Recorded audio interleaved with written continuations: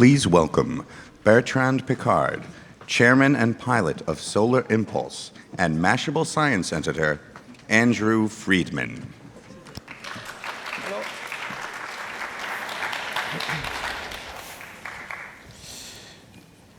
So, you are somebody who makes me feel incredibly lazy, given what you've been up to. World famous ballooner, is that a term? Balloonist. Balloonist, that's the correct term. And obviously with Solar Impulse, which you're seeing some of the images up there. But you can be very lazy and do the same. I was sitting in the cockpit for several days, several nights, not moving at all. Huh? There you go.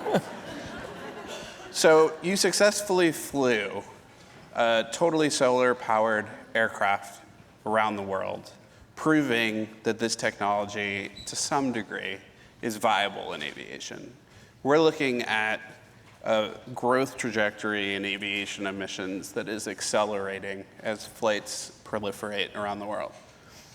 How do you apply what you folks did to the problems we're dealing with on the ground and where aviation, commercial aviation, realistically is growing? Because coach seats are shrinking, but I don't think they're going to shrink to the point where you were inside that cabin.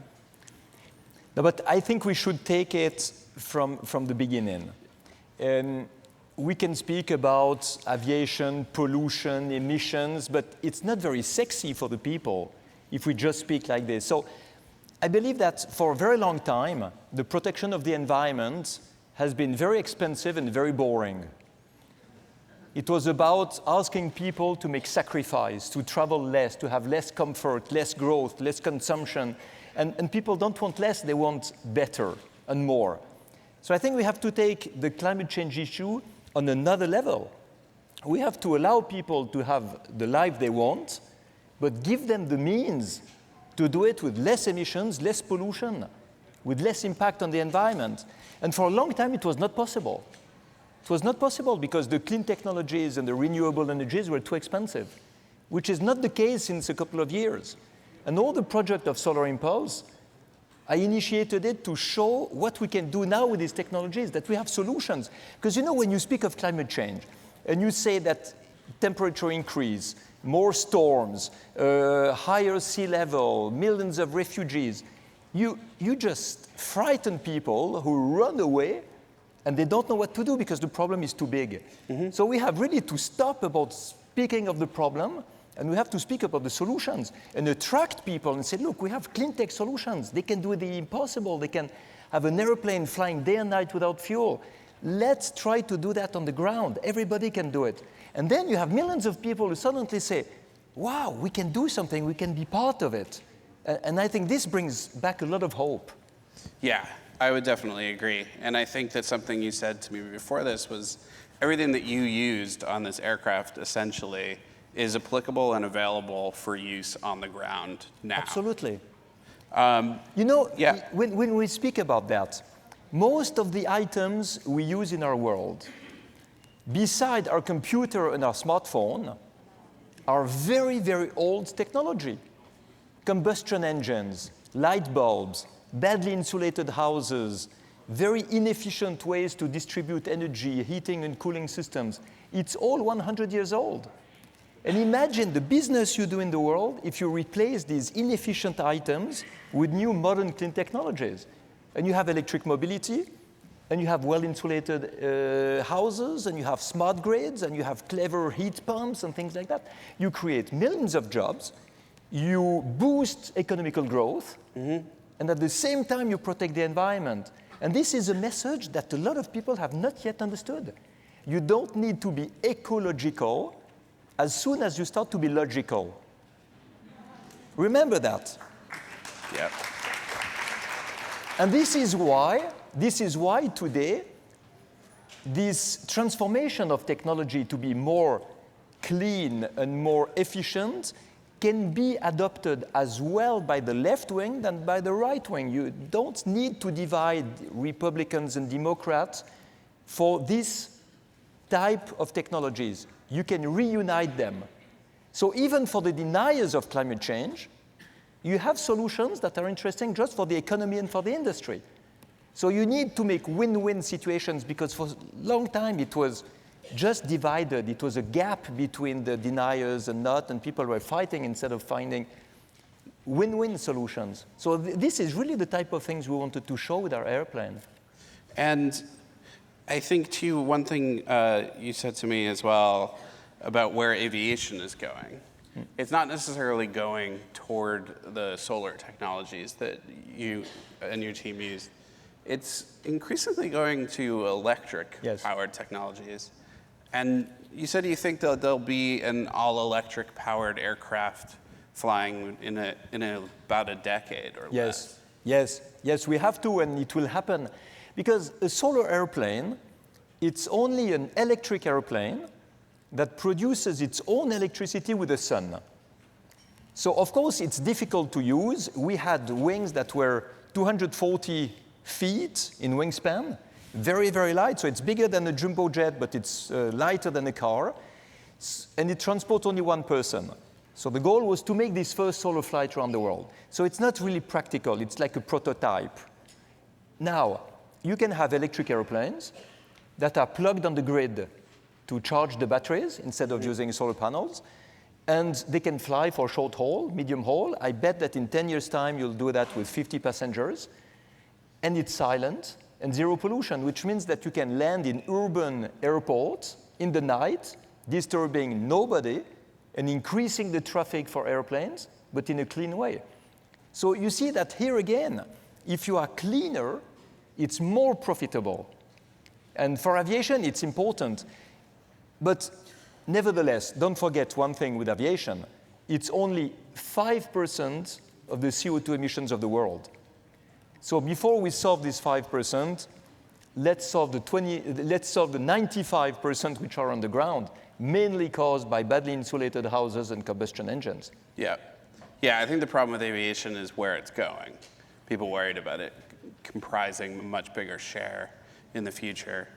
But I wanted to, it's hard to resist asking you for an anecdote about the flights that you were on themselves, because they were incredibly challenging physically, they were incredibly challenging weather-wise, all sorts of things. What is a moment that maybe stands out to you from the trip that maybe speaks back to the goals that you were trying to convey here? Well, I think the moment that really blows in my mind is the moment when I was crossing the second part of the Pacific, and I was talking live by satellite phone to Ban Ki-moon during the session at Earth Day, where all the heads of states were at the UN signing the Paris Agreement. And I was talking from the plane, from Solar Impulse.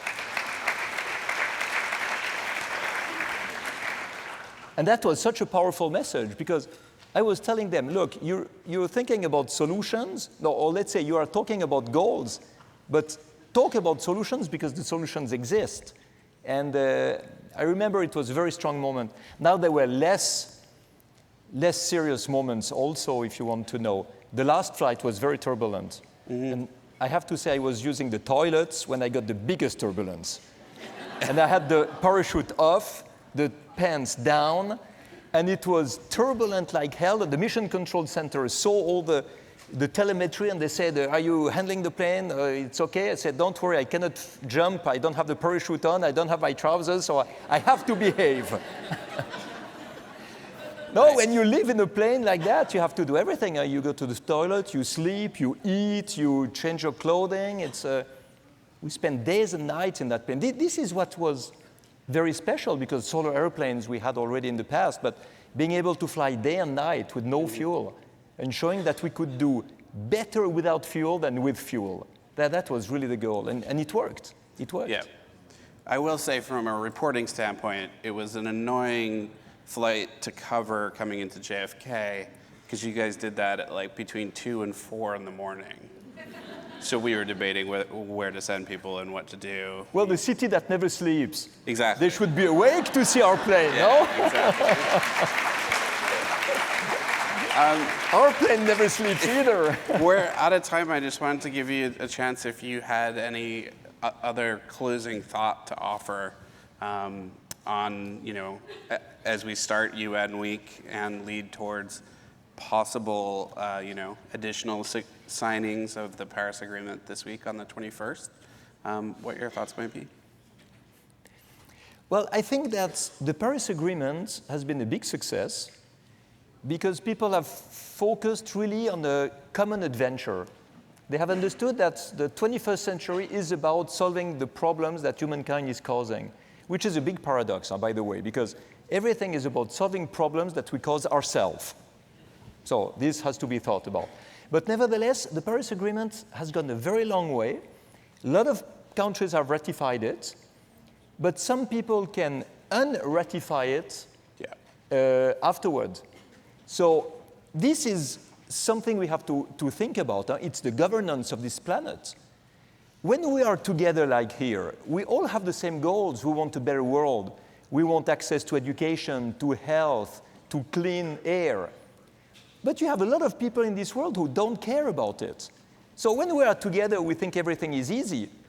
But as soon as we get out, we see that the governance of this world in every country is not so clean, is not so healthy. And what is strange is that we are electing these people. Why are they at the power? And they do so badly. So we have to wake up a little bit, because the future of this world today is really at a crossroad. We can very quickly destroy hundreds of years of evolution and development and going backward in terms of big sicknesses, in terms of pollution. If we are really suffocating with CO2 problems, even the economy will go down. There will be more unemployment and a regression of our society.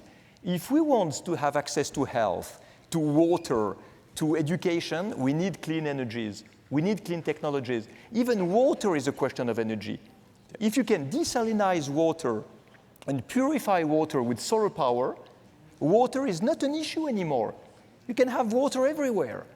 You see, so I think the main topic is energy, and we should not leave this topic only to the green parties and to the ecologists. We should all handle it and push our governments to do it also.